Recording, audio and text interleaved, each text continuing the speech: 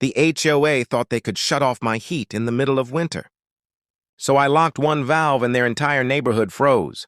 I'm talking below freezing nights, snow piling up and heaters running non-stop. My home sits right next to an HOA-controlled neighborhood. But my property is not part of the HOA. Different land, different utilities, different rules. Or at least, that's what the deeds say. One morning I wake up and the house is freezing. The heat's out. Pipes are making noises you never want to hear in winter. I check my furnace, fine. I check my tank, empty. That's when I find it. The fuel supply valve that feeds my winter heating line had been shut off manually. No warning, no notice. Just turned off. A few hours later, an email hits my inbox. The HOA president, let's call her. Karen claims my fuel line was improperly connected and says they shut it off for community safety. Here's the problem.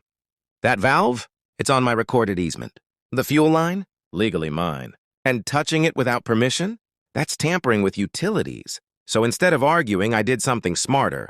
I pulled the property map, the easement documents, the utility schematics, and I noticed something interesting. That same fuel line branches before it feeds my property. Upstream, it also supplies a shared heating system used by several HOA buildings. Perfectly legal.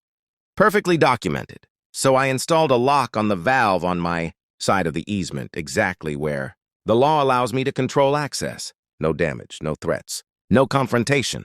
Just locked. That night, the temperature dropped into the teens. By morning, my phone was blowing up. Residents complaining about no heat. Property managers panicking. Emergency maintenance crews rushing out.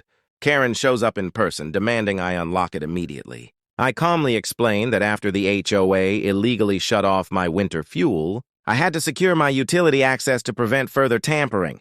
And until the HOA acknowledged that my line was private property, the lock stayed.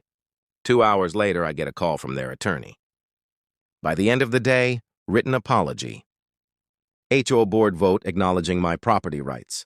Formal notice banning HOA access to my utilities. The valve was unlocked by me after everything was signed.